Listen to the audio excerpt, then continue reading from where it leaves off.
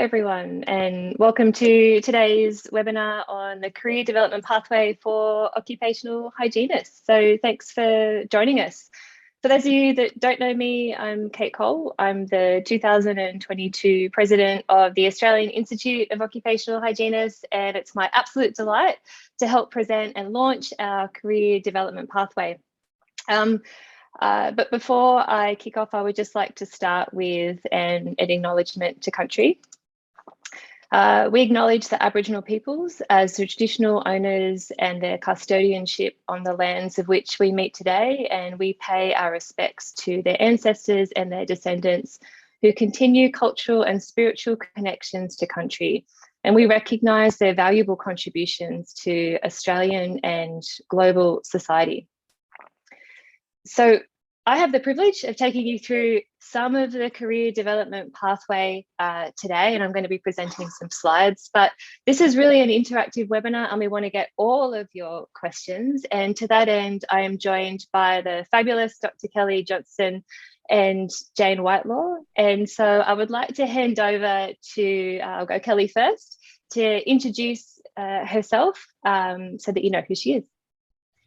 Hi everyone, lovely to see you online, not see you, be joining you online this afternoon, yes. My name is Dr. Kelly Johnston and I'll be joining this presentation this afternoon with Kate and Jane. A little bit about myself, I'm currently a member of the AIOH Council. I'm also a member of the PD&E Committee, which is the Professional Development and Education Committee. I have also chaired that committee for the last few years.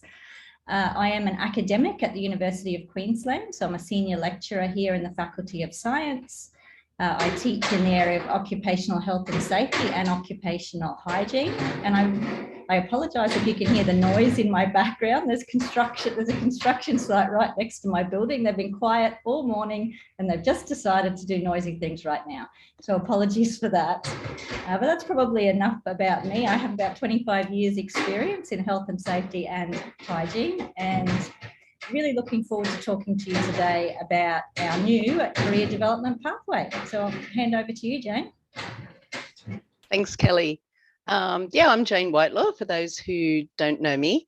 And I've had a long association with AIOH. I'm proud to say that I've been a member now for almost 40 years. And career development is a passion of mine. I'm a certified occupational hygienist and a member of the Professional Development Education Committee. I've been involved in that committee continuously for the last 13 or so years, but previously for many years. And I'm also your AIOH representative on the OHS accreditation board. And I'm on the ResFit board, and yeah, passionate about equipping our members and helping you reach the potential that you want to reach in your career. So thanks for joining us today. I'll hand back to Kate to take us through the pathways. Thanks, Kate. Excellent. Thanks, Kelly, and thanks, Jane. So I'm going to take you through the pathway itself. And while I'm doing that, it is highly likely, or at least I hope it's highly likely, that you have lots and lots of questions. So I encourage you to pop your questions in the Q&A function while I'm going through some of these slides to take you through it. Because we will have plenty of time at the end for these questions. If we don't get to all of them, I'm sure we can come back to you offline and answer them then. So I'll kick off with what is a career development pathway. So it's all about really three things. You know, there's three aspects to a career development, successful career development and progression. They are education, which is the foundation of skills development, and then it's experience, and then it's building a career within a fantastic, supportive community, and also giving back or service to that community. So the AIOH has developed a career development pathway to really assist members and aspiring occupational hygienists to progress through their career. So the pathway itself has been developed to provide a clear outline of the typical career stages of an occupational hygienist for those that are entering or looking to progress through our profession. It's also developed to assist the AIOH with planning and the development of professional resources, which are tailored for and aligned to the various levels of the career pathway that we have. And it's also to promote the attainment of professional recognition, such as postgraduate degree qualifications and certified occupational hygiene status. So this is the career development pathway. You hopefully have seen a snapshot of this on the filter, and you'll also find it on our AIOH website at the moment. The pathway has 5 key pillars, but it has 4 career stages. So those 4 career stages are early career, practitioner, professional, and senior professional. The pathway is based on the following key knowledge areas and attributes. It starts with technical knowledge and competence, which is vitally important. Then it goes to leadership, and it goes to education, service, minimum qualification, so AQF level, and helps align with our membership levels as well. I will say that there is no standard pathway that we all take to progress our careers. So I do appreciate the amazing challenge that the Professional Development and Education Committee had in developing this fantastic pathway, but there is no right or wrong way. It's really a guide to help our members progress through the pathway with whatever to whatever stage they want to do to meet their career objectives. So I'm going to go through each one of the stages. So the first one is engage. So we know that the membership of AIOH is really for anyone with an interest in worker health protection. And that's why we have our first pillar as an allied professional and those who engage with our profession. So we recognise that not all of our members wish to pursue a career as a professional occupational hygienist, and that's perfectly okay. But we still want to make sure that we're providing value and opportunities for education, professional development, and opportunities to engage with our community at this pillar. But we also do recognise that being an allied professional is the typical launching pad for an occupational hygiene career. If I reflect on my own, career development, I started at this level. I was an engineer and I engaged with the AIOH as an allied professional. And of course, then I went to the conference and I got the bug and decided to do a complete career change and become a professional occupational hygienist. So at this level, we hope that those that are allied professionals have a general understanding of occupational hygiene. You might attend some AIOH events, and typically you're an associate member. So the way that the AIOH engages with allied professionals, we have our fantastic e-magazine, The Filter, which hopefully provides you a whole bunch of up-to-date information about what's going on. We'd love for you to pitch an article to us or to let us know some items in The Filter that would add value to you to know about. Happy to tailor it that way. We provide webinars at this level, joint presentations, chapter meetings, and also we hope that our highly technical and useful position papers provide really good value for our members that are at this engage pillar. So the next level is pursue. So this is, say, early career, someone that's actively pursuing a career in occupational hygiene. You might hold a degree in science or OHS or engineering. You might have completed the basic principles course or the OHTA iCert, for example. You might demonstrate knowledge and competence in a broad range of occupational hygiene practice and principles. Likely you're regularly attending AIOH events. And typically this is a student or associate member of the AIOH. So how do we support early career professionals pursuing a career in occupational hygiene? Lots of ways. So we have our fantastic basic principles course. We have also partnered to host the measurement of hazardous substances course through an ATP. We have webinars targeted to this level. We have fantastic seminars and masterclasses. So be on the lookout because we have a fantastic schedule programmed for the second half of this year. Chapter meetings are very important here. And this is where you might start to engage with our fantastic mentoring program and consider reaching out to the mentoring committee to help find a mentor to help with a specific area or just career development in general. And of course, we hope that membership at this level, you're coming to our fantastic annual conference and exhibition.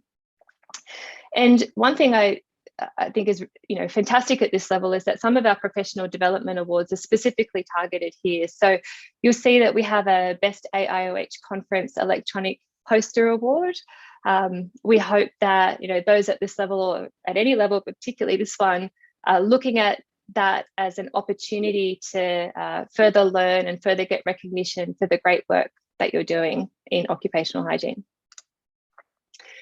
So the next pillar is about committing. So this is really a practitioner that's actively committing to a career as an occupational hygienist protecting worker health. You may have undergraduate qualifications, basic principles, course completion, or the ICERT. You might be pursuing a master's degree in occupational hygiene, but really you're demonstrating comprehensive knowledge of current and emerging issues across a wide range of industries. You're managing occupational hygiene programs typically at a local level, maybe that's a site, and you typically be part of a multidisciplinary team. In terms of service and community, we see you regularly attending AIOH events. You're contributing to the annual conference in terms of submitting papers and submitting your work, and typically a provisional member pursuing full membership. So I might just pause here and say that for many of our members in the AIOH, many will feel comfortable just to stay at this committed practitioner level. So for you, membership of the AIOH might be about just continuing professional development. It might be pursuing the journey to become an occupational hygienist, but there's no right or wrong way. There's no requirement to go through every single pillar. This career development pathway has been provided as a guide, and it's really there to help you reflect, to go, well, what do I want out of my career? What can I do within my life right now? There's always other things that are going on, and where do I see myself in 1, 2, 5, or 10 years? So there's no expected timing for each person to stay in a particular element or pillar that's out there. It's really just there as a guide to help you know, how do I actually plan my career out to get to where I want to be? So there's lots of ways that the AIOH support practitioners committed to a career in occupational hygiene. We have 3 accredited university courses with Commonwealth supported places, Wollongong, ECU and RMIT. We have RESPFIT accreditation. We have lots of awards for our members, our professional development awards. And if you're not aware of them, I encourage you to pop onto our website because it's soon to be award season, so get your applications in. There's lots of webinars, masterclasses, position papers will be very helpful, and as well as other resources and guides. And if you're not already aware of it, if you pop onto our website in the members area, you can access things like past conference proceedings and past webinars and seminars and things like that to really help you with your professional development and knowledge in general. At this level, you'd be, if you haven't already, potentially actively engaging with the mentoring committee and possibly popping on to look at some of the COH exam prep videos that we have on our website, or even signing up to one of those webinars to actively ask questions and get some more information. And there's lots of opportunities for conference and committee participation at this level. So you might reach out to respond to an expression of interest for one of our many committees that we have that support the important work of the Institute. Or you might just reach out to the chair of that committee and express your want to join that committee at some point in time in the future, for example. So the next one is lead. And this is really where you'll see an occupational hygiene professional with substantive experience in a leadership position demonstrating excellence in practice, typically master's degree in occupational hygiene, comprehensive knowledge of current and emerging issues. You will be someone that influences and participates in the development of things like regulation, standards, guidelines, or policy in general. You'd be managing and leading multidisciplinary teams and hold a principal role on AIOH committees. You would attend and contribute to conferences, masterclasses, etc. And typically you'd be a full member of the AIOH and a certified occupational hygienist. So how do we support today's professional and tomorrow's leaders? So national advancement of our profession through engagement with key stakeholders. We have lots of fantastic AIOH members that are represented on external committees. There's lots of opportunities to lead and to serve on council, boards and committees. Hopefully you saw our article in the Filter that was published last month around career progression and what it's like to be on council. So maybe you're thinking, yeah, I'd like to do that in the future. Go and read that article and reach out to any of the council members or indeed myself to get some feedback on how you might actually get to that stage, either short term or long term in your career. We would love more volunteers. That would be wonderful. You may be a part of the mentoring program in actually mentoring the next generation of occupational hygienists. You may teach a masterclass or be a guest lecturer, and you may be applying for or winning the Professional Advancement Award that we have. And we're so fortunate to have in the Institute. So the last one is legacy. This is really a senior occupational hygiene professional with significant experience and qualifications.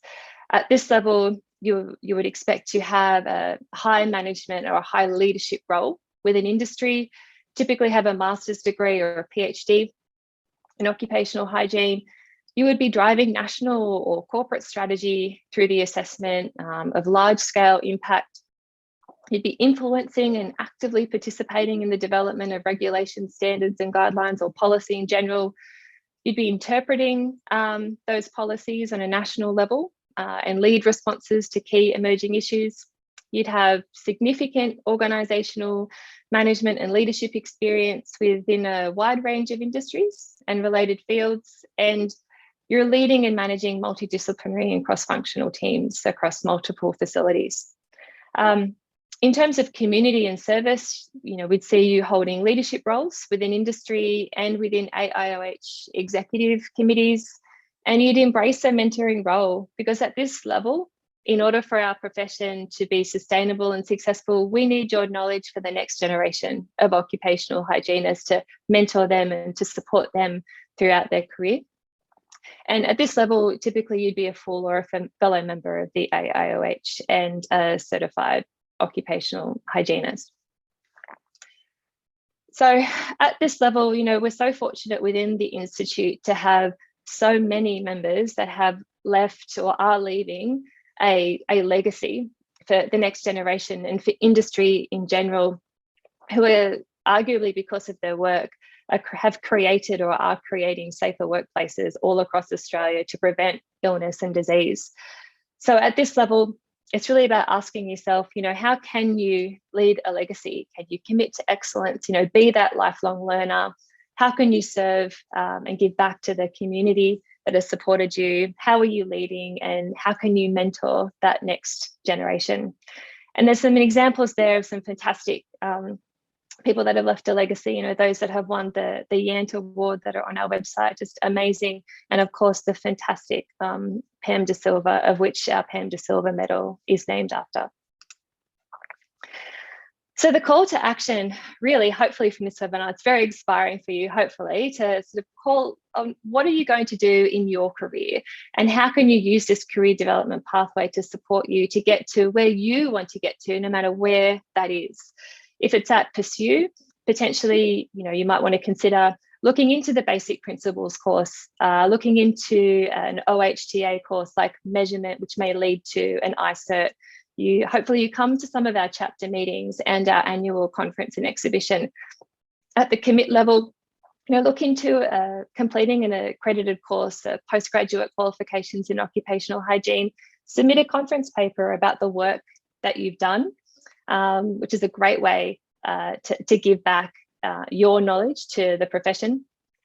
At the lead level, answer some of the EOIs to our committees. So put your hand up for a leadership role within the Institute. One of the most fantastic things about being the president is that I get to work with people outside of my industry of construction that I would never normally get to work with on council and other committees.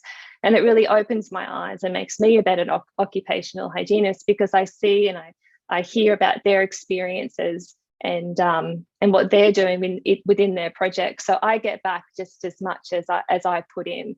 And it's really wonderful to be in that type of diverse environment from people of all different ages, from all different states, from all different industries. You at the lead level, put up your hand to do a masterclass. We'd love to hear from you. And at the legacy level, start to look at executive council. Maybe be the conference chair, maybe be a committee chair. But like I said, there is no right or wrong way through all of these particular pillars. It's just about a framework to help guide you to be successful and progress to the career that you desire. So I'm about to hand it over to Jane and Kelly for questions, but I thought I might just end on a bit of a call. So if you'd like to know more about this, there's lots of information on our AIOH website to support you. And the fantastic conference committee have organised for a continuing education session, or a CES, at our annual conference, which this year is being held in Brisbane. So that CES will explore career pathways, possibilities and opportunities associated with your individual goals and your individual career stage. So if this piques your interest, I highly encourage you to sign up for that CES. So you can get some more information and really help yourself map out your career. So at this stage, I'm going to stop sharing my slides and I'm going to open it back up to Kelly and to Jane, because hopefully we have lots of questions that have come in. And I should have also said it at the beginning, we did put a call out before this webinar for people to submit some questions ahead of time, and we do have some. So just in case you haven't asked us any yet, we do have a whole bunch that we've received that we're happy to answer. So I'll stop talking and I might hand it back to Jane, hopefully. Yep. Great, thanks, Kate. And thank you for that presentation. That was, challenging, I think, to all of us to see, where we can take our careers and, what extra little bit we can do to build community and to build our fabulous profession. So thank you for that. I've got a question here for Kelly. And the question is, to be eligible for a particular category or pillar, do I need to meet all the expectations stated under that pillar? How does that work? Is it like a shopping list that I can pick and choose some, or do I have to tick everyone off? Excellent question, Jane. And I'm sure it's something that a lot of our participants online are thinking to themselves. They might be looking at our career development pathway and trying to tick the boxes, as you say, under each of those pillars. I think the important thing to remember is that it is a guide. It is designed to be a pathway to help members and others to try to map where they are in their career development pathway and where they might like to go. But it isn't an exhaustive list of everything we would like to see under each of those pillars. And you don't necessarily need to have all the ingredients under each of those pillars. The other important thing to say is that everybody is on a different pathway, is on a different career trajectory, have different things going on in their personal lives, etc. So it would be impossible to put all of that into one pathway document in order to cover each individual person's circumstances. So I think, Jane, you did a fantastic job leading this as a project that the PD&E committee undertook in trying to get it to distill all of that into something that might be useful for members. So it is designed to be a guide. and you're not necessarily going to be able to align yourself perfectly in any particular pillar at any particular stage in your career.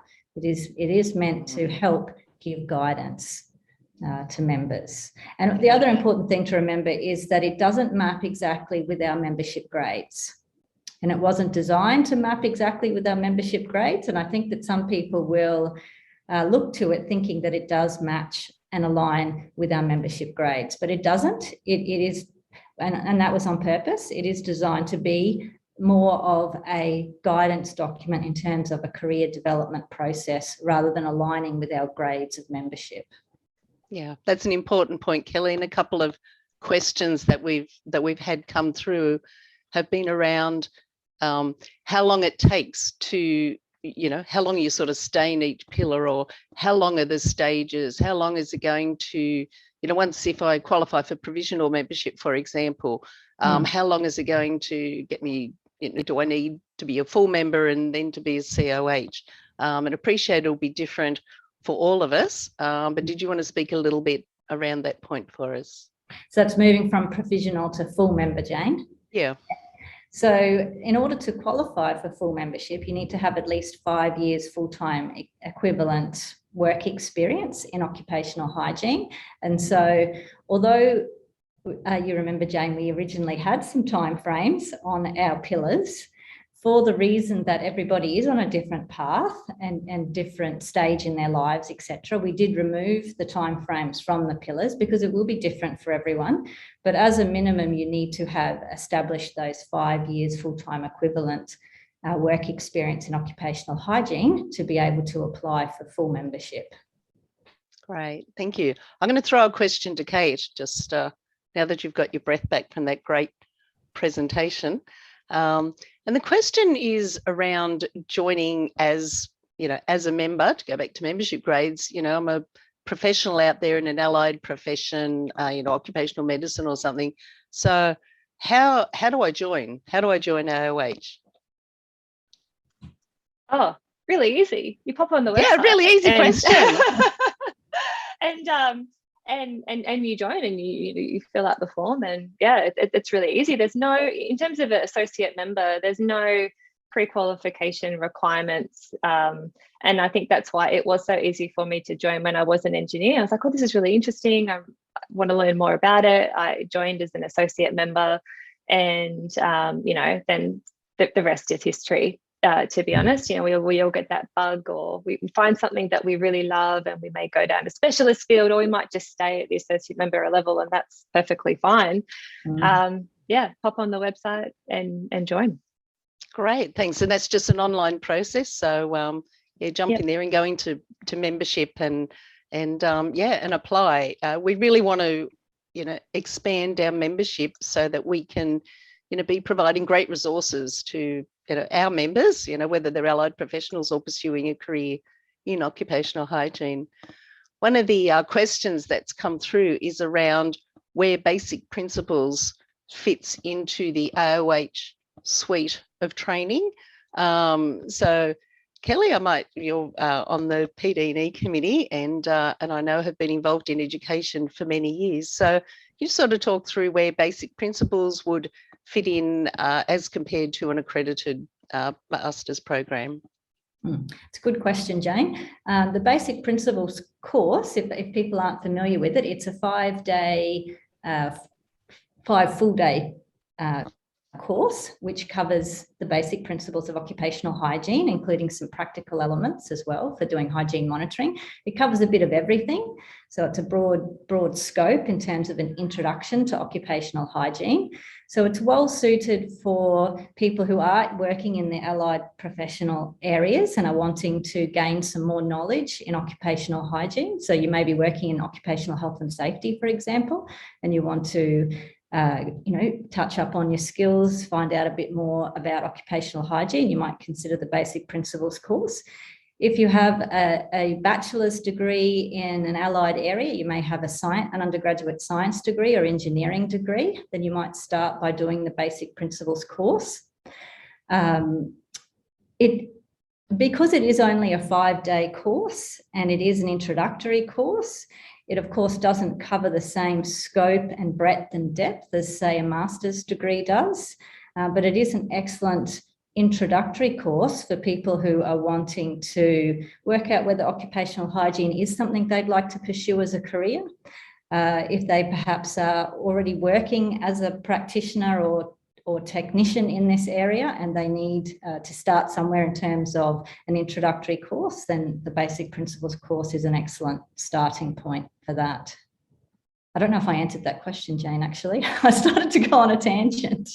That's okay. Thanks. Thank you for that. And look, we have, I tried prior to this webinar to find out how long we've been running Basic Principles. I mean, we've been running it in its fabulous current form for many years now, but it goes back to my early days in the Institute that we wanted to put together a course that would, bring people in and equip them in, the foundational, knowledge of what is an occupational hygienist, what do we do, what is this profession, and it's almost a bit like a toe in the water if you're thinking about pursuing a career in occupational hygiene, but it's also really good broad-based knowledge for people who are working out there as allied professionals, so that they appreciate what occupational hygiene is and when they would engage an occupational hygienist. So I've got a question here that's come through for you, Kate, and thank you for your lovely and informative presentation. And the question is, what is the difference between an occupational hygienist and an occupational safety officer in a workplace, and what do we need by multifunctional teams? Great question. So an occupational hygienist and an occupational health and safety officer have some synergies, but largely they are completely different. So an occupational hygienist will focus on preventing ill health and fatality from occupational illness and disease. So they will have a really good grounding in hazardous chemicals, airborne hazards, occupational noise, radiation, biological hazards, anything that can make you ill or give you a disease enough to kill you is the domain of the occupational hygienist. And typically in my experience, we work incredibly well and in partnership with our health and safety counterparts, such as a safety officer in a workplace, but they are different. And so the skills that you will learn from undertaking, say, the Basic Principles course or going through and undertaking further postgraduate qualifications in occupational hygienists will be somewhat complementary in terms of risk, but they will arguably be very different. So when I say multifunctional teams or cross-functional teams, a key part of being an occupational hygienist or, to be successful, you have to work with a whole bunch of different disciplines in order to protect workers and keep them safe from illness and disease in the workplace. So that may be engineers, that may be health and safety, it may be human resources in the area of psychosocial health, for example. So it's around leading a team of not just occupational hygienists or working within teams that are multidisciplinary.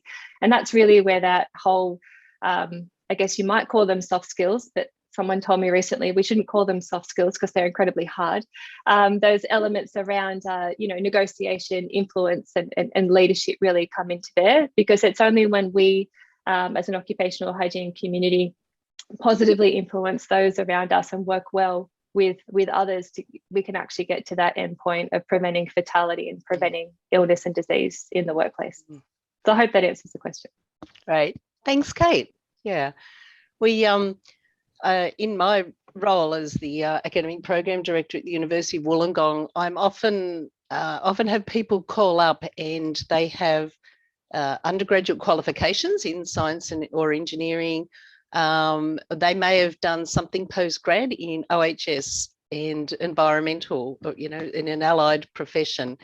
And I think just to let people know that if you have those qualifications, there are ways that you can apply some of that learning towards your master's courses. So that will be individual for the different courses, and you need to contact those universities and explore what in your previous education and practice you might be able to put towards some completion of that degree before you commence in that.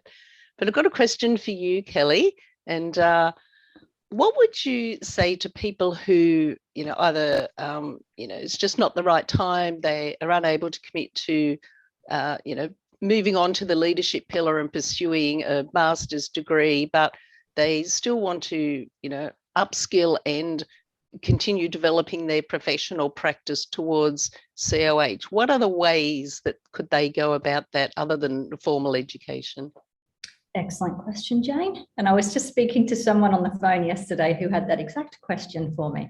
So my answer to her was that we have some fantastic programs at the AIOH to help people with professional development. And that's a core element of what we do as a professional association, is to assist people with their professional development. So aside from doing a master's degree, of course, we have the mentor program. So I would really encourage someone like that to reach out either formally or informally to someone who can mentor them, and whether that be through the AIOH, through our mentor program, or somebody that they know or have connections with in the workplace. So mentoring is important. And then, of course, attending our conference, trying to join into as many of these webinars, either live or catching up on them online. As Kate said, you can go online and catch up on the webinars there. And I encourage people to register for the webinars, even if they might not be available at the time, because that way you'll get a link to the recording. You can remember to go back to it and watch it later. But, reading our position papers, so trying to keep up with reading peer-reviewed literature that comes out. So there's lots of things that you can do in your professional development. There could be short courses, attend a CES at the conference. So there's lots of things people can do if they're unable to commit to a master's degree at that stage in their life. Yeah, thanks, Kelly. And that's a great answer. And that goes part way, I think, towards answering a question that Nerese asked us. A number of allied professionals, and indeed occupational hygienists, work in relative isolation or in remote communities and find it difficult to get to chapter meetings and that sort of thing. The one positive that I think has come out of the last 2 years has been our response, as a community, to be able to flip to online webinars and to develop online masterclasses so that we can, and even to have basic principles as a remote option there for a while. So there are a lot of things that people can engage in and get involved in the online environment.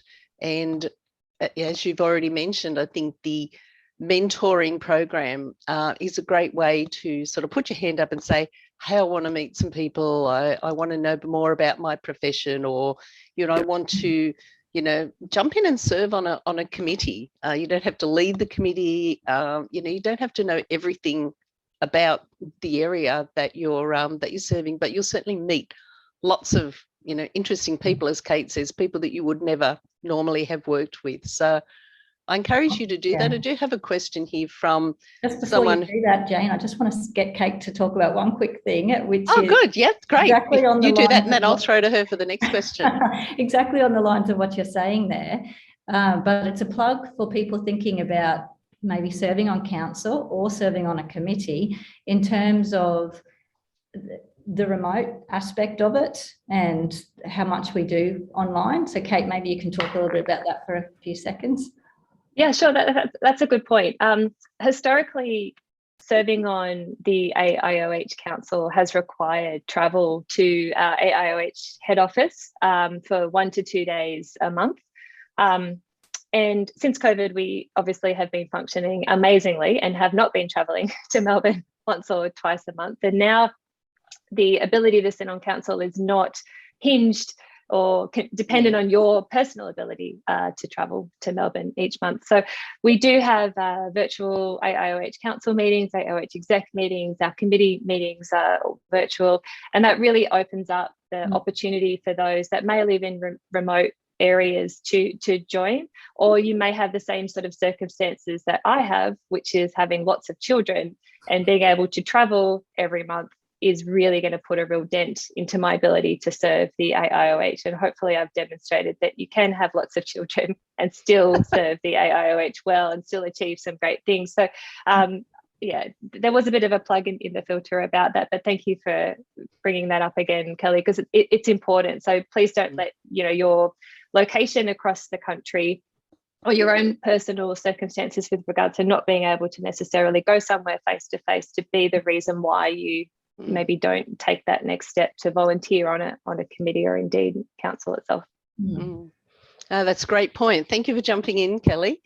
The couple of questions have come through around to me. They're sort of about processes and, people, you may have put your hand up to be involved in a committee, or you may put in an application for a mentor or for a, upgrade in membership and so on. If you're a person who's done that and, maybe that fell through the cracks, the last 2 years have been tumultuous for everybody. If that's happened to you, please get back in touch with us, get back in touch with membership at AIOH and, just come back to us so we can, do something about that straight away. And I think this is a great opportunity to give a shout out, not just to our council and all the hard work they do, but to Sharon Johnson, who has come into our business management role and is absolutely dedicated and tenacious in, upgrading our systems, and, our new website looks fantastic. So, just shout out to Sharon. Please don't, if something hasn't been handled immediately or, to your satisfaction, please get back in touch with us. Because we're all human, and but we'd like to rectify that. So please do that. And just to move on to another question, I've got a great question here from Fiona. Does the AIOH have plans to target schools or universities to market the profession to more people so they choose occupational hygiene as their primary career path? And Kate, I might get you to speak to this point as a superstar woman of STEM, and then perhaps Kelly, if you could follow up from what's happening in the university sector to try and encourage people to come into occupational hygiene early in their careers. So it's a great question, and we're tackling this challenge at the Institute in two ways. So the first way was that we reached out to career profiling companies across the country, because what happens when children are in around year 9 or year 10 is that typically a school will engage a career profiling company to come in as an external provider, and they do like a survey or a questionnaire, and then based on their answers they're provided with a whole list of potential professions to help children understand what they may want to do further into their career. And we realised very early on this year that occupational hygiene wasn't included in any of these types of career profiling companies. So we reached out to 3 of the largest ones nationally, and now occupational hygiene is included. So previously, when young children were adolescents, young teenagers, I have them myself, I still think them as young, but they would probably argue otherwise, 15, 16-year-olds, that whereas historically they may have been told, chemical engineer or OHS officer, now it's occupational hygienist. So we are fielding a bit more queries from students, so that's very exciting. So that's phase 1. Phase 2 is actually to create a pack or information to help, and a program by which occupational hygienists can reach out to high schools and actually do presentations within their own sort of local area. Maybe it might be their children's school or a school they're associated with, or just completely out of the blue, but we're providing information and supporting content for occupational hygienists to do that. So that's going to take us some time. Phase 1 was easy. Phase 2 is in progress, and that's a project of the communications and marketing committee that we've started. But yeah, it is a long process, and we do recognise the importance of it, because I think in my own case and in a lot of people that I know, once you know what occupational hygiene is, you're like, wow, that's so exciting. Like, absolutely, I want to do it. The biggest challenge is getting it out there so that people understand that it is a fantastic and it is a rewarding profession as well. Thank you. And Kelly, I'll get you to talk about what we're doing in the university sector to promote our fabulous hashtag best job in the world. That is a good question, Jane. And, I'm sitting here thinking universities need to do a much better job of doing that, personally. We universities, of course, will promote their own programs, and the AIOH, through the PD&E committee, the Professional Development and Education Committee, has a process to accredit programs in occupational hygiene. So at the moment, the program is targeted at accrediting master's level degrees.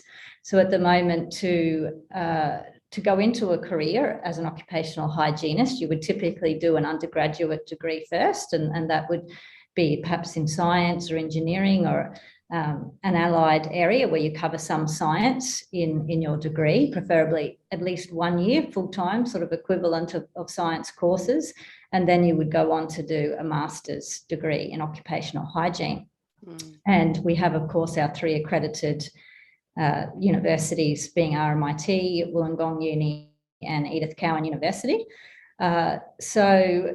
But I do think that universities are often limited to just promoting their own programs, not so much promoting a career as such in a profession, which of course we will do as part of promoting our programs.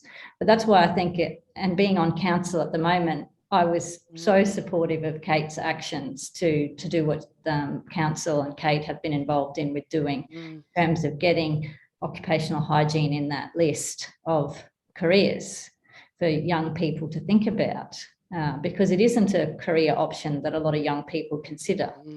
So that's really important. Yeah. To get at that level. And I think the AIOH has scope to do more, and all of us as individual members of the AIOH have plenty of scope to help promote occupational hygiene as a career. That's great. Thanks for that. Thanks for that, Kelly. Just following on from that, some of the things that we have done, I guess, collectively over the last little while, in working with our allied professionals and, with joint webinars, certainly work with, the Australian Anaesthetist Society and AIHS and those, and Indoor Air Quality Association, so on. Some of those, I guess, kindred societies, I think, has really sought to put the spotlight on our profession and just to showcase what occupational hygiene is. And I would personally encourage, I know there's lots and lots of you online and members out there who are also members of other organisations. So, we can do a lot to promote our profession, and postgraduate type training and qualifications through the Engineers Association and other sort of allied professions. So, yeah, great question, Fiona. And that's a real leadership question. And that's what we want people to be thinking about, not just, your career pathway, but how can you, promote and develop this, fabulous profession for others out there. So thank you for that. I'll just backtrack. I've just got a couple of little questions. I'm mindful of the time, but thank you all for your engagement. It's been fabulous. I've been trying to type answers and read questions at the same time. One of the questions that comes up is, and I might throw this to you, Kate, is when people have been involved in one industry, for their career, how do they go moving through the levels and preparing for COH, say, when, they've really had restricted experience? Are there ways that they can, expand their knowledge so that while they may not have direct experience of working in another industry, but they can, gain that, that knowledge to move forward more broadly in their careers? Yeah, that's a good question. If I reflect on my own experience, I had only worked in one sector and I wanted to sit my COH exam, and I had no experience in mining, asbestos, oil and gas. I had experience in construction and the remediation of contaminated land. So I think the first thing is to recognize your limitations of the things that you know and the things that you don't know, and then where you need help. So some things that you can do, and definitely what I learned on, was mentoring. So I reached out to occupational hygienists that were in different industries and I asked them to help me. I went to COH prep, they were face-to-face at the time, it's a long time ago, chapter meetings to learn, how do I actually what's the information that I need to know and I need to study, or the experience that I need to get in order to be able to answer this question appropriately. I went to CES's continuing education sessions as part of the AIOH conference in things that I knew nothing about. I also just called other occupational hygienists that I had met at the conference, and I just created, I guess, a great relationship to learn from them.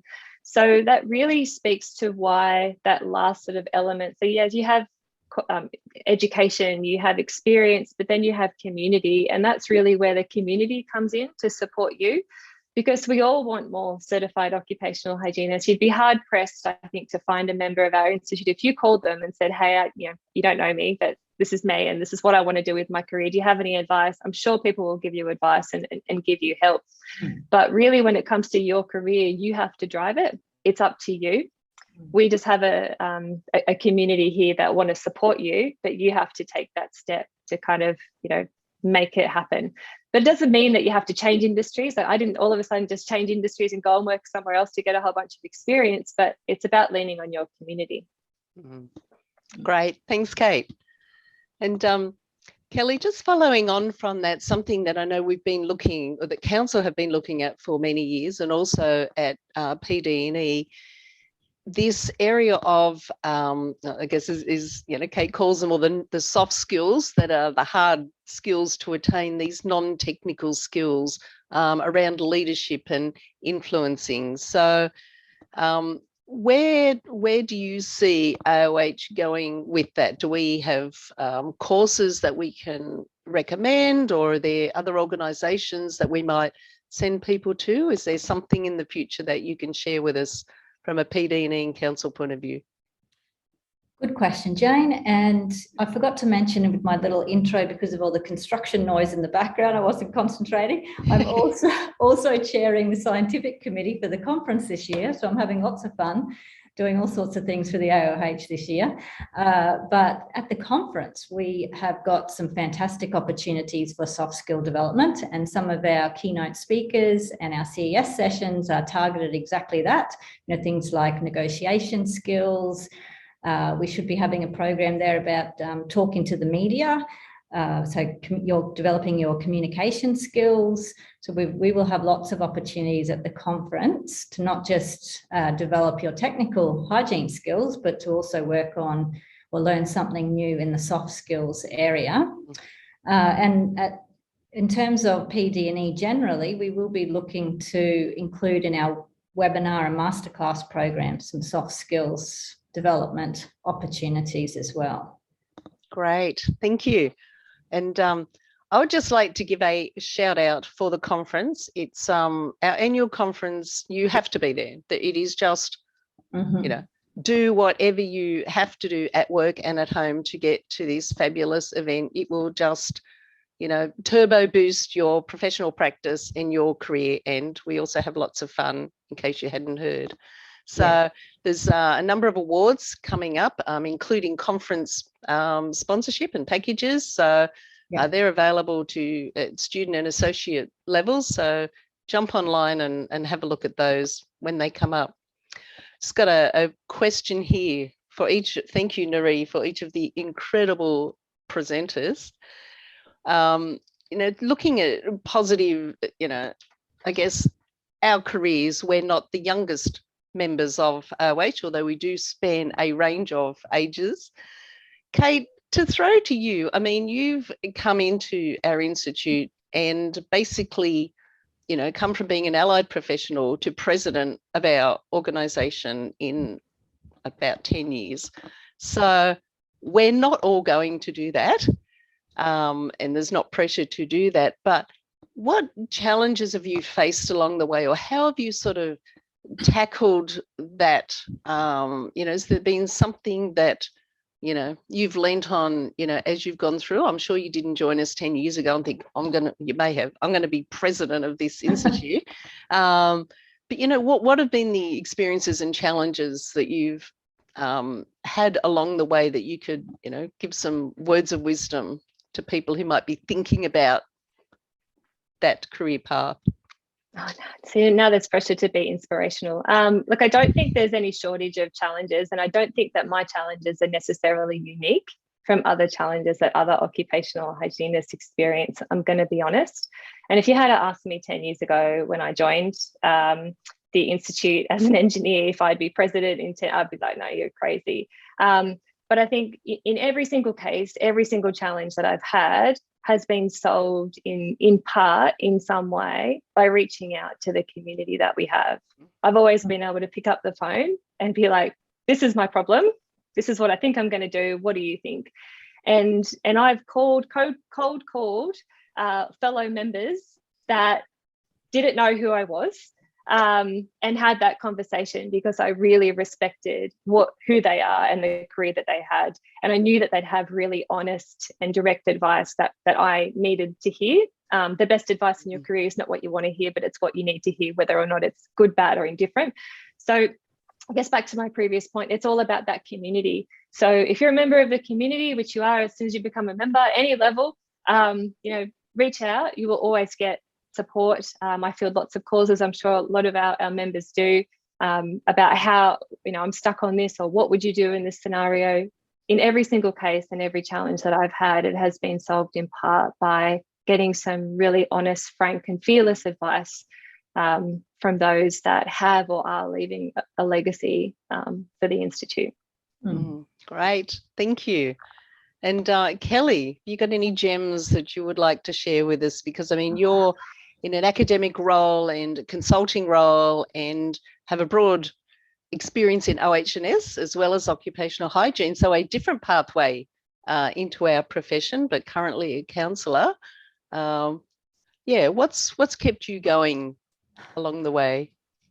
Well, a couple of things, and it's going to sound corny, but a real passion for occupational health.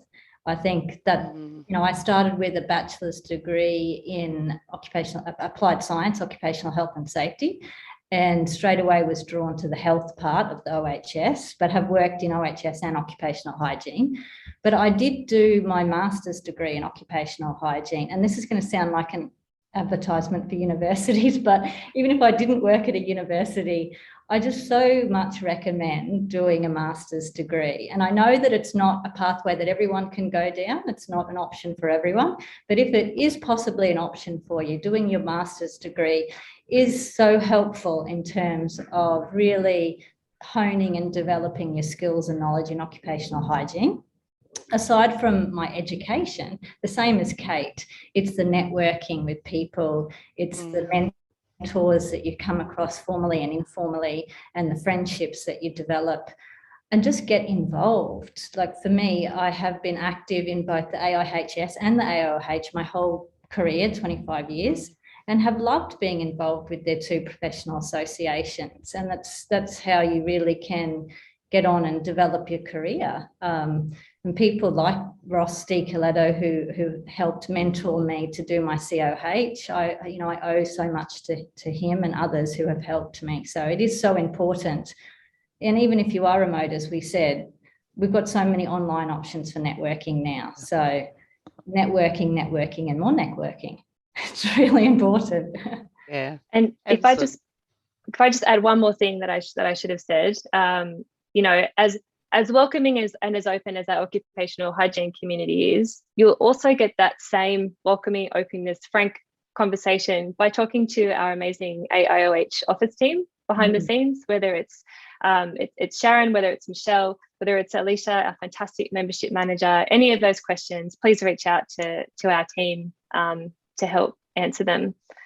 But can I be so brave, as because we are at time, I would like to play just a really short video for everyone in the last 3 minutes, because I want to hopefully inspire everyone here to think about the legacy that you're going to leave, or you are leaving. I want to show you what leaving a legacy looks like within the AIOH. So hopefully this works, and hopefully this provides some inspiration to all of you to help map out your career and to continue to just be amazing, active members of the Institute and leave your career development all the way to that legacy end. So I'll play now.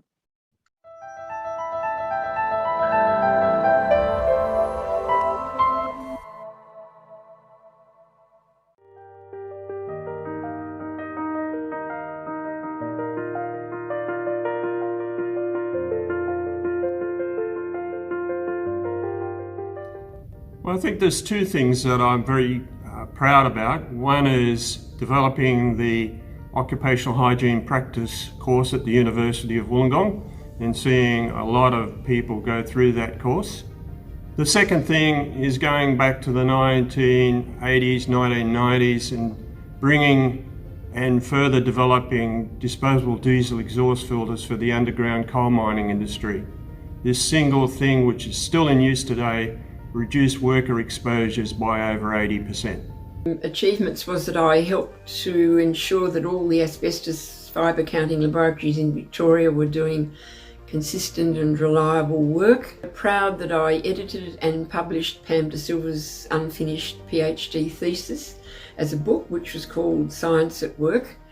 It hasn't had a wide readership, but it serves as a record of the development of occupational health in Victoria, and it was a fitting memorial to Pam, who was a very fine scientist. We won't see her like again. A career highlight for me was actually to produce a series of newspaper supplements that we ran in the West Australian over here in WA over a number of years. The first of these actually came out when the 2008 annual conference was being held in Perth, and so we took the opportunity there to talk to the people down at the West Australian newspaper, and the intention was to promote the conference. The theme at that time was forensics at work, and importantly we wanted to try to bring the occupational hygiene message to the general public. Now this led to a series of supplements in subsequent years. These were called Noise Management in the 21st Century, and they were designed to support Hearing Awareness Week. Some of the supplements were as big as 20 pages, so they were quite useful contribution at that time. The purpose, apart from promoting Hearing Awareness Week, was also to promote the Institute and also the profession. And with these activities, we actually got out to about 650,000 people, the readership of 650,000, plus there was online readership as well. Increasing the focus on the need to protect tunnel workers from silicosis is something I'm really proud of. Working to get occupational hygiene expertise to Victorian healthcare workers on the front line of the COVID pandemic would be a close second, but my greatest contribution to our profession is yet to come.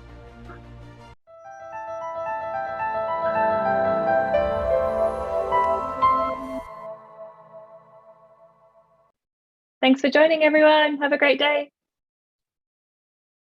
Bye. Bye everyone. Don't Thank you. forget the conference and the CES at the conference.